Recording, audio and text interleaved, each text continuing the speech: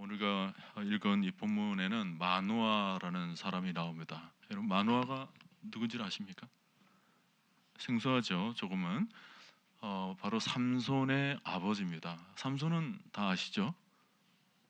삼손도 모르세요? 삼손은 아시죠? 예, 거의 뭐 헤라클레스와 같은 아주 강력한 힘을 가졌던 이스라엘의 영웅이죠. 우리가 사사기를 보면 사사기 14장, 15장, 16장에 걸쳐서 삼손의 얘기가 아주 장황하게 기록되어 있습니다. 근데 그에 반해서 그의 아버지인 이 만노아의 인생에 대해서는 그다지 그렇게 드라마틱한 내용을 성경은 기록하지를 않고 있습니다. 대신 이 만노아의 전 인생 가운데 아주 극적인 한 가지 얘기를 성경은 주목하고 기록하고 있는데, 바로 그 에피소드가 바로 우리가 읽은 이 본문이에요. 아주 중요한 메시지를 담고 있기 때문에 그의 여러 삶 속에서 가장 극명하게 우리에게 보여주고자 하는 그런 메시지를 담아서 오늘 우리에게 소개하고 있습니다. 이 마노아 부부가 처음 젊었을 때는 집안에 아이가 생기질 않아서 아주 고민 중에 있었던 것 같습니다. 근데 하루는 여호와의 사자가 찾아와서 그 가정에 아들을 주시겠다고 약속을 하시는 것입니다. 아예 이름까지 지어줍니다. 삼손이라고 미리 지어줘요. 그리고 장차 이 삼손이 이스라엘의 지도자가 될 거니까 나시린으로 지켜야 될 기본적인 일들, 그러니까 머리에 삭도를 대지 않는다든지 또 포도와 관련된 것들을 먹지 말라든지 그런 것들을 알려줍니다. 여러분, 없던 나이가 생겨나게 되었으니까 이들 부부가 얼마나 좋았겠습니까? 그래서 그 약속에 감사하는 마음으로 하나님께 제사를 드리려고 했습니다. 옛날 이스라엘이 제사를 드리는 방법들 여러분 대충 아시죠? 양을 잡아다가 돌판 위에 올려놓는 것. 이들도 지금 제물로 양을 잡아다가 바위 위에 올려놓습니다. 그러자 그때 여호와의 사자가 두 번째로 나타나서 아주 신비한 모습을 보여주었습니다. 하나님의 사자가 가지고 있던 지팡이를 돌판 위에 올려놓은 제물에다가 대니까 하늘에서 불이 내려와서 그 제물을 완전히 태워버린 것입니다. 그리고는 이내 그 불꽃 가운데 하나님의 사자가 다시 하늘로 올라가는, 승천하는 모습을 보인 거예요. 이 모습을 보고 있던 이들 부부가 너무 놀라가지고 얼굴을 땅에 대고 하나님께 경배를 했습니다. 그리고는 그제서야 고백을 하는 거예요. 이제 정말 하나님께서 아들을 주시겠다, 이 약속이 정말 이루어지겠구나 마음으로 생각을 했습니다. 자, 여기까지는 너무 좋은 것 같아요. 그러니까 하나님의 응답을 받고 하나님께서 친히 역사하는 그 광경을 이제 바라봤으니까 마음속에 아주 가득한 그 은혜를 느낄 수 있었겠죠. 근데 문제는 이게 시간이 하루 이틀 지나가면서 이 남편 마노아에게 이상한 마음이 들었습니다. 뭐냐면 지난번에 내가 본 것이 하나님이 아니더냐, 하늘에서 불이 내려지게 되고 또 재물을 받았으니까 틀림없이 내가 본 분은 하나님이시다 라고 생각을 한 거예요. 여러분, 이거 좋은 일이죠. 하나님을 바라봤으니까 얼마나 참 영광스러운 일입니까? 그런데 이 남편은 그것을 영광스럽게 생각한 것이 아니라 다르게 생각했어요. 이제 큰일 났다, 내가 하나님을 보았으니 이제 나는 죽게 될 것이다. 두려움 반, 낙심 반으로 마음이 어둡게 되었습니다. 여러분, 참고로 마노아라는 이름은 안식이라는 뜻을 가지고 있습니다. 그런데 그 이름과는 상반되게 지금 마노아에게는 불안과 염려 또 의심을 달고 살았던 인물로 평가되고 있습니다. 자, 이렇게 하나님의 사자가 두 번째로 나타나게 된 것도 바로 마노아의 이 불안 때문에 생겨난 거예요. 첫 번째 나타나서 하나님께서 아내에게만 약속을 전해 주셨거든요. 자기한테는 직접적으로 전해준 말씀이 아니다 보니까 늘 불안해서 기도를 한 거예요. 자기한테도 좀 확실하게 나타나서 보여달라고. 그런데 놀랍게도 하나님께서 그 기도에 응답하셔서 두 번째로 나타나신 것입니다. 그랬더니 이번에는 또 하나님을 보았다라는 내용을 가지고 내가 죽는 건 아닌가? 또 불안에 떠는 거예요. 앞서서는 약속의 말씀을 제대로 믿지를 못해서 불안했는데, 두 번째로 나타나서 하나님께서 직접 들려주니까 이제는 하나님을 보았다라는 것으로 지금 두려워하는 겁니다. 하도 이 마음이 어둡게 되어 있으니까 도저히 안 되겠다 싶어서 아내에게 그 마음을 나눕니다. 여보, 우리가 하나님을 보았으니 반드시 죽게 될 것이다. 얼핏 보면 이 만화의 말이 전혀 근거가 없는 말은 아닙니다. 우리가 출애굽기를 보면 하나님을 본 사람은 살지 못한다라고 말씀을 하고 있는 거죠. 만화가 그것을 떠올린 것입니다. 그래서 자기도 하나님을 보았기 때문에 이게 죽게 되지를 않나 이렇게 절망적으로 생각을 한 것입니다. 그런데 만화가 잘못 생각한 것이 있습니다. 하나님께서 그 출애굽 당시 광야 생활 가운데 왜 그렇게 말씀하셨는지를 생각하지를 못했던 거예요. 그래서 이스라엘 백성들에게 어둠 가운데 있지 말라고 경고하신 것입니다. 그러니까 어두운 죄악의 마음으로 있는 상태에서 하나님을 보게 되면 그 거룩하신 하나님과 죄의 마음이 어울리지를 않기 때문에 죄의 마음을 가진 인간이 죽을 수도 있다. 그러니 너희가 거룩한 삶, 하나님의 백성으로서 거룩에 거하라라는 경고의 메시지로 그와 같은 말씀을 주신 거거든요. 그러니까 하나님을 직접 본다고 해서 그 즉시로 죽는다라는 직접적인 어떤 적용보다는 왜 하나님께서 그 말씀을 주셨는지를 깊이 묵상을 해야 됐었습니다. 근데 지금 이 마노아에게 있어서는 그런 것으로 지금 적용이 안 돼요. 하나님께서 친히 약속의 말씀을 전해 주시기 위해 하나님께서 친히 나타나신 것입니다. 마노아는 그 두 의미를 구분하지를 못했던 거예요. 그런 묵상을 하지 않았기 때문에 너무나 즉흥적으로 그냥 받아서 그냥 즉흥적으로 반응을 해버립니다. 아, 내가 하나님을 보면 죽는다라고 했으니까 우리가 죽게 되는구나, 그렇게 생각을 한 거예요. 여러분, 이런 마노아의 모습 어디서 많이 본 모습 아닙니까? 사람들이 늘 불안해하고 염려하고 별 문제는 아닌데 턱하면 어두운 쪽으로 생각하는 습성이 있습니다.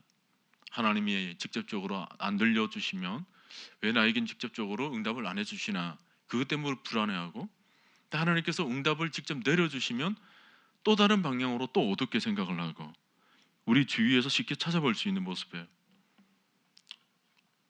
어느 집에 돈이 갑자기 다 떨어졌다? 아이고 죽겠구나, 뭐 그런 생각 하지 않습니까? 건강이 조금이라도 나빠지면 아이 죽겠구나, 실패했다, 큰일 났구나, 원하는 것이 이루어지지 않았다, 망했구나. 우리는 어둡게 생각하는 경향이 있습니다. 가정에 대해서도 늘 불안한 감정이 싹 떠오르죠. 자녀 문제에 대해서도 불안한 느낌이 들 때가 있습니다. 그럴 때 그냥 느낌을 따라 생각하고 느낌을 따라 말하고 행동하기가 쉽습니다.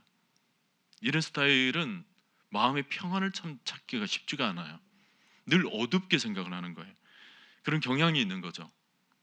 그냥 불안에 찌들어 가지고 일평생을 그냥 사는 겁니다. 늘 불안한 거예요. 늘 어둡습니다. 여러분, 느낌이라는 것은 처음 인간을 지으실 때 하나님은 이 느낌이라는 것을 우리 마음 가운데 부어주셔서 우리가 느끼도록 해주셨어요. 근데 그 당시는 굉장히 이 느낌이라는 것이 좋은 것이었습니다. 하나님께서 천지를 지으시고는 참 아름답다 느끼셨어요. 좋은 것을 좋은 것으로 생각할 줄을 아는 마음, 그게 하나님께서 우리에게 처음 주셨던 그 느낌이라는 거거든요. 모든 좋은 예술 작품들은 다 이런 좋은 느낌에서부터 출발합니다. 아름다운 것들이 다 이런 것에서 출발하죠. 그런데 이 좋은 느낌이라는 것이 그만 우리 죄로 인하여서 오염되어 버린 것입니다. 처음 하나님께서 지으실 때 우리에게 주셨던 느낌은 아주 강렬한 것이었습니다. 근데 죄로 인해 오염되면서 이 느낌이라는 것은 아주 연약한 속성을 지니게 되었습니다. 이 사실을 우리를 공격하는 사단이 너무나도 잘 알고 있는 거예요. 처음에는 느낌이라는 것이 아주 강렬해서 그 강렬한 느낌으로 우리가 압도되었는데 죄로 인하여서 느낌이 너무나도 쪼그라든 거예요. 작아진 느낌입니다. 그 작아진 느낌 속에 어둠이 지금 찾아온 거예요. 근데 사탄이 그 좁고 어두워진 그 마음을 자꾸만 건드리는 거예요. 일이 잘 안 풀릴 때 우리에게 절망감이 굉장히 크게 느끼도록 만드는 겁니다. 외로울 때도 외로울 때 사단은 우리에게 그 외로움을 극대화시키는 거예요. 온 마음이 다 외로움으로 다 휩싸여져 있는 것처럼 느끼게 만듭니다. 우리에게 조그마한 이상이 생길 때 사단은 늘 불안하고 두려운 느낌을 갖도록 만듭니다. 관계에 있어서 또 조그마한 빈틈이 생기면 불신의 느낌을 줘서 관계를 파멸시키는 겁니다. 특히 신앙에 있어서 사단은 더없이 우리 마음, 이 느낌 부분을 공격합니다. 조그만 마음이 불안의 느낌을 들게 되면 영락없이 사단은 그것을 꽉 붙잡아요. 그리고는 하나님을 의심하도록 만듭니다. 하나님이 날 사랑하는 것 같지 않아. 요즘 하나님이 나를 대하는 모습이 심상치 않아. 날 영원히 낙심 속에서 살도록 내버려 두시는 것 같아. 하나님과 완전히 동떨어진 그런 느낌을 갖도록 만들죠. 사단은 너무나도 예리하게 우리 마음을 파고들어서 마음을 불안하게 만드는 것입니다. 여러분, 신앙생활은 우리의 연약한 느낌이나 감정을 내세워서 하는 것이 아닙니다. 우리는 확실한 말씀을 바탕으로 확실한 믿음의 반석 위에 우리의 신앙을 세워 나가야 되는 것입니다. 우리 교회가 매일 말씀을 묵상하면서 큐티를 하는 이유가 바로 여기에 있는 거예요. 느낌이나 우리 속에 있는 감정에 우리 믿음을 세우는 것이 아니라 말씀 위에 우리의 믿음을 세워 나가야 된다는 것입니다. 그런 점에서는 이 마노아의 아내는 남편보다 비교를 봤을 때 남편과는 너무 대조적으로 아주 훌륭한 신앙의 모습을 보이고 있습니다. 어쩌면은 이 사사기 13장의 내용은 마노아와 그의 아내의 상반된 모습을 보이고 있는지도 모르겠습니다. 자, 죽을 것이다 라고 불안에 떨고 있는 남편을 향하여서 아주 강력하게 얘기를 합니다. 하나님이 우리를 그런 일로 죽이실 리가 없다. 절대로 그런 일로 우리가 죽지를 않는다라는 것입니다. 아주 남편의 절망적인 마음을 아주 희망적인 생각으로 바꿔 놓습니다. 그 내용이 23장에 나옵니다. 여러분, 23장 다시 한번 읽도록 하겠습니다. 23장을 보시고요. 시작. 그의 아내가 그에게 이르되 여호와께서 우리를 죽이려 하셨더라면 우리 손에서 번제와 소제를 받지 아니하셨을 것이요 이 모든 일을 보이지 아니하셨을 것이며 이제 이런 말씀도 우리에게 이르지 아니하셨으리라 하였더라.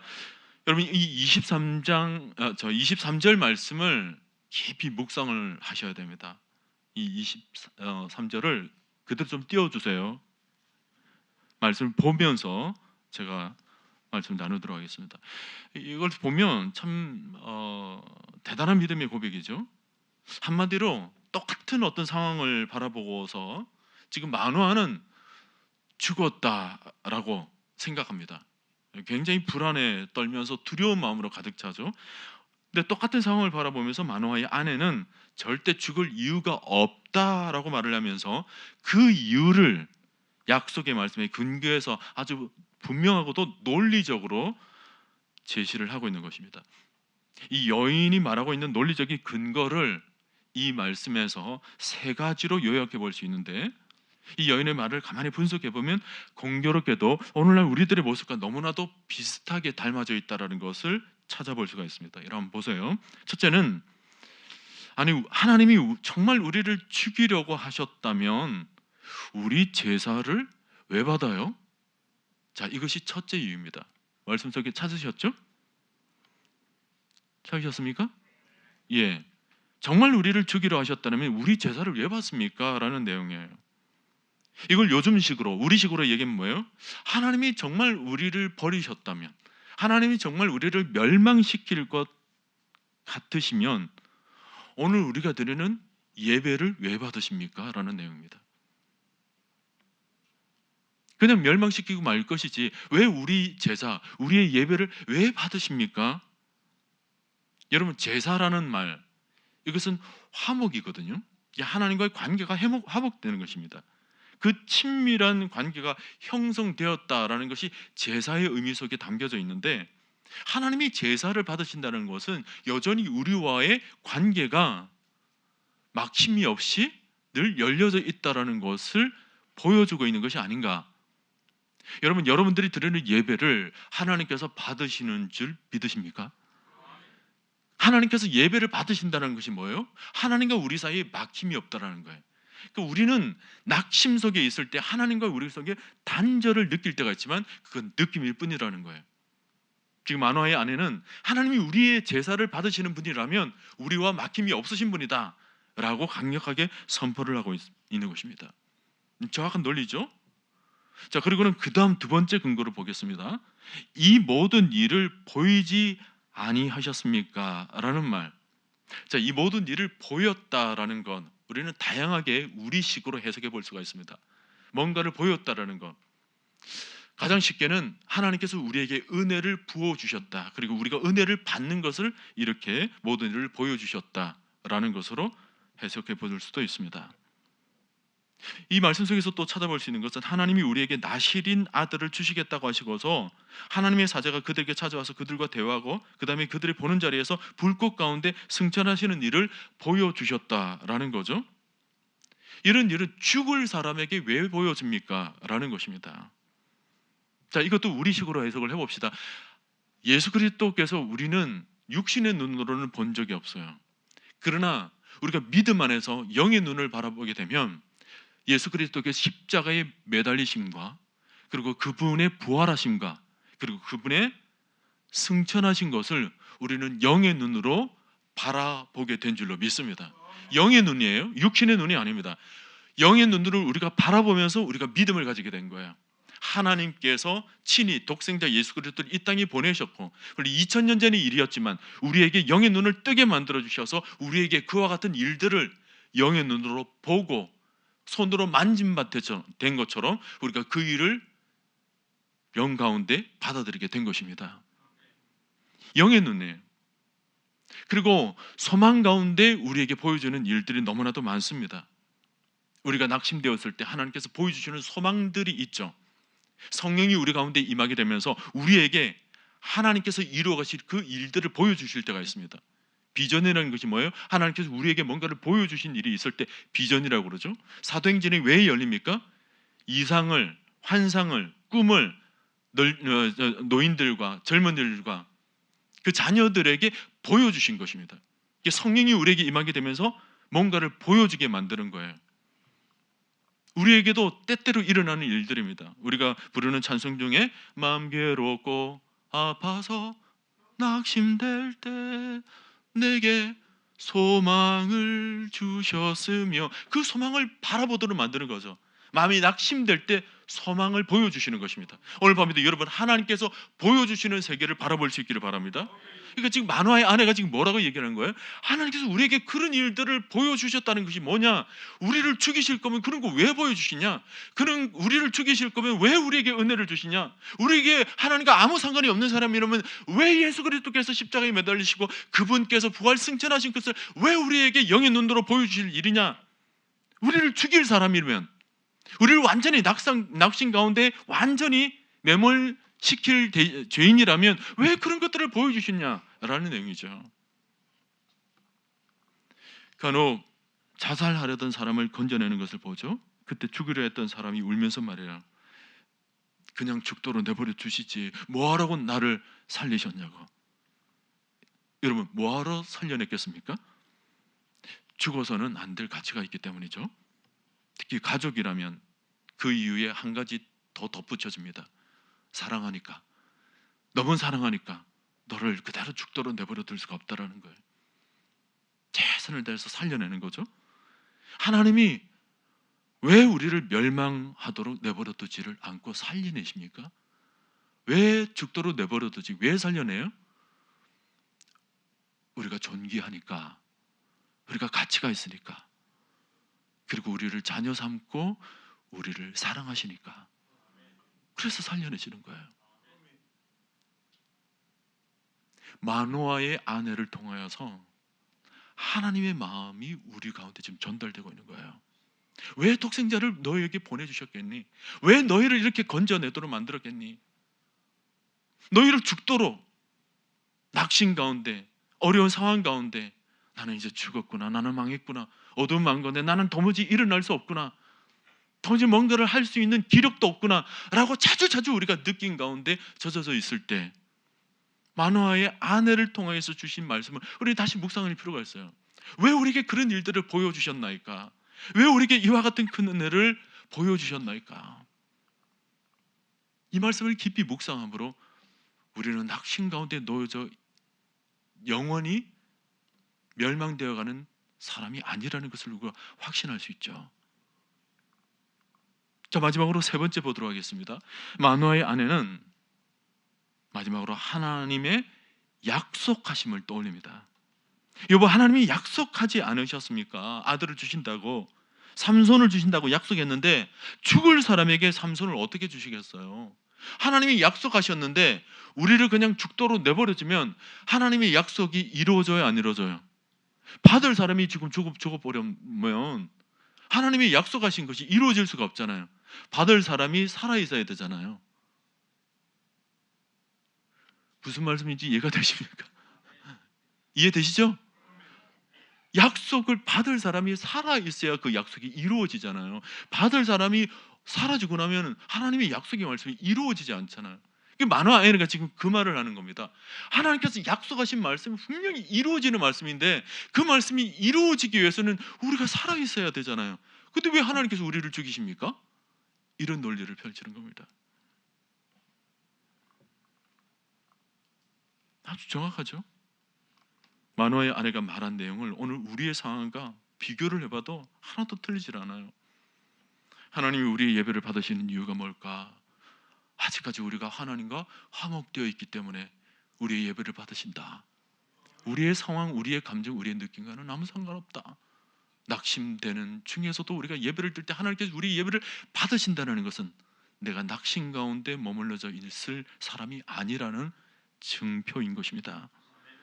그리고 매 순간 우리에게 말씀을 주시고 은혜를 주시고 또 믿음 가운데 서 있도록 만드시는 이유가 뭐냐?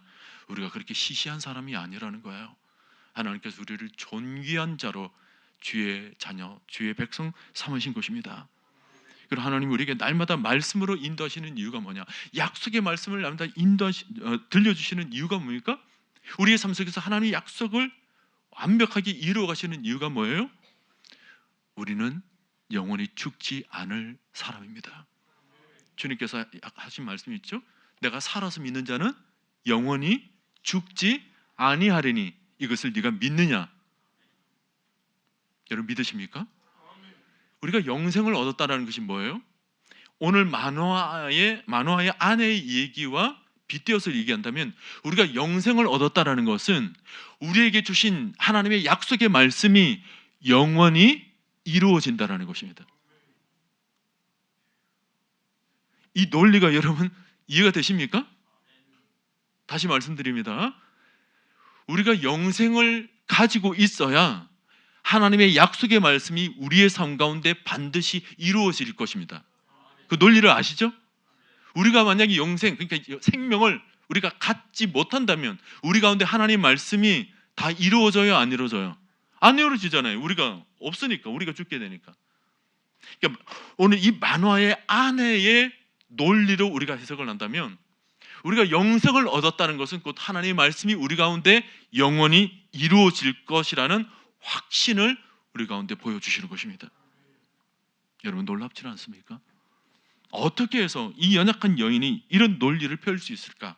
그리고 이런 논리를 펼친 것을 사사기 13장에 딱 이 얘기, 마노아와 마노아의 아내의 스토리, 그들이 살면서 얼마나 많은 일들이 일어났겠어요.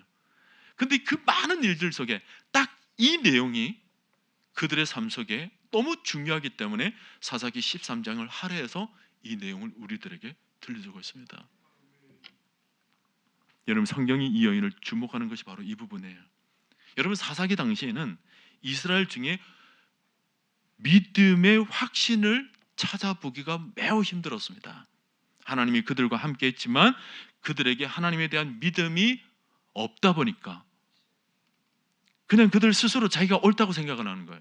다른 말로 하면 자기가 그냥 느낌에 좋은 대로 사는 겁니다. 자기가 판단하는 느낌대로 그냥 행했던 시대가 바로 사사기 시대였어요. 그러나 이 여인은 달랐다라는 거예요. 느낌대로 살지를 않았습니다. 하나님이 약속하신 것이 반드시 이루어질 것이다. 하나님께서 지금까지 우리를 붙드셨다면 앞으로도 반드시 붙드실 것이다. 영원히 죽지 아니할 것이다. 여인의 이 태도 때문에 어찌 보면 그냥 일상 속에서 가볍게 나눌 수 있는 휙 지나가는 내용이지만 이 자그마한 부부 사이에 일어났던 이 일들을 오늘 우리에게 보여주고 있는 이유는 하나님의 각도에서 이 얘기가 우리의 삶 속에서도 너무나도 중요하게 적용되어야 되기 때문입니다. 성경은 언제나 이런 믿음을 조명하죠.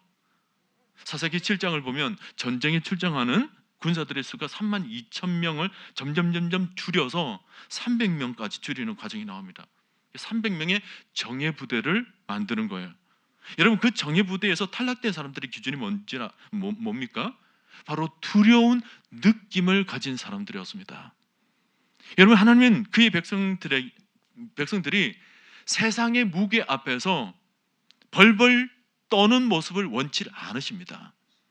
하나님은 우리가 이 삶의 현장에서 하나님의 자녀답게 그야말로 위풍당당하기를 원하시죠. 사실 당시 상황에서 두렵지 않을 사람이 누가 있었겠습니까? 미디안이 있고 아말렉이 있고 동방의 모든 사람들이 진을 치고 있어서 그와 같이 그들의 낙타의 수가 해변의 모래알과 같았다 그랬습니다. 메뚜기의 그 많은 수와 같았고, 소위 말하면 적들의 수가 너무나도 많았기 때문에 헤아릴 수가 없었다라는 상황입니다. 근데 그에 비해서 자기 자신들은 지금 32,000명밖에 되지를 않았던 거예요. 그러니 두렵고 떨릴 수밖에 없었던 상황이죠. 그러나 그때 하나님이 말씀을 주신 거예요. 그 말씀이 신명기 20장 1절에 사사기의 내용이 미리서 이렇게 기록되어 있는데 한번 읽어봅시다. 내가 나가서 적군과 싸우려 할 때에 말과 병거와 백성이 너보다 많음을 볼지라도 그들을 두려워하지 말라 하시고는 그 다음에 애굽 땅에서 너를 인도하여 내신 내 하나님 여호와께서 너와 함께 하시느니라. 세상 살면서 두려운 느낌으로 살지 말라는 거예요. 불안한 마음으로 살지 말라는 것입니다. 여러분, 선발된 300명과 그냥 집으로 돌아간 자들의 차이가 무엇입니까? 돌아간 백성들이 이 남은 이들에 비해서 특별히 겁이 많거나 소심한 성격이기 때문에 돌아간 겁니까? 단순히 일반적인 두려움이 많았던 사람으로 여겨졌기 때문에 그런 차이도 아니에요. 그러니까 남겨진 300명과 돌아간 그 사람들의, 그 무리들의 차이는 두려운 상황 앞에서 하나님 말씀이 반드시 이루어진다는 믿음의 확신을 가지고 있는 사람이냐 아니냐의 차이점이었어요. 믿음의 확신을 가지고 있는 사람이라면 두려움도 떨쳐낼 수 있습니다. 아무리 어려운 상황이라 할지라도 확신을 가지고 있는 사람이라면 위풍당당할 수 있는 거예요. 근데 말씀에 대해서 확신을 가지고 있지 않는 사람은 모든 것을 갖추고 있다 할지라도 두려움이 덜 수밖에 없어요. 여러분, 가나안 정탐꾼의 얘기 아시잖아요. 모두가 동일한 상황이었지만 의견은 달라졌습니다. 하나는 도무지 적들의 강대함을 이겨내지를 못할 것이다. 근데 또 하나는 뭐예요? 모두가 우리의 밥이다. 똑같은 상황이었는데 차이가 나는 겁니다. 여러분, 사무엘상에 나오는 다윗과 골리앗 사건, 제가 언젠가 말씀을 드린 적이 있습니다. 그 사무엘서에 기록되어 있는 내용은 우리가 흔히 주일학교에서는 다윗과 골리앗의 싸움이다. 그래서 다윗은 용맹함으로 골리앗을 쓰러뜨렸다. 이런 내용으로 우리가 해석을 합니다. 그런 내용으로만 가르치죠. 사실은 그게 아니에요. 그 사무엘서에서 강조하고 있는 것은 다윗과 골리앗을 비교하지를 않습니다. 골리앗이라는 아주 거대한 장벽 앞에서 다윗과 이스라엘 백성들을 비교를 하고 있는 것입니다. 이스라엘 백성들은 사울을 내세워서 군대로서 무장하고 있습니다. 그리고 사울은 일찍이 왕으로서 리더십을 가지고 있었기 때문에 나가자, 싸우자 이기자라고 했다면 이스라엘 백성들은 언제든지 나가서 싸울 준비가 되어 있었습니다. 근데 사울이 움직이지를 않아요.